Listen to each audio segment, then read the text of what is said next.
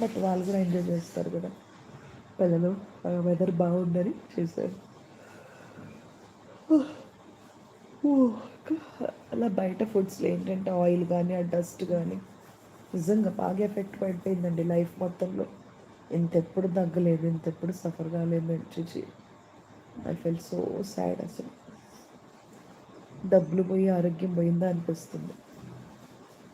ఆ మూంగ్ దాల్ అది ఫ్రైడ్ మూంగ్ దాల్ తెప్పించుకొని తిన్నా అనమాట. దగ్గి దగ్గి దగ్గి నైట్ అయితే అసలు ఎంత బాధ అయిపోయిందో.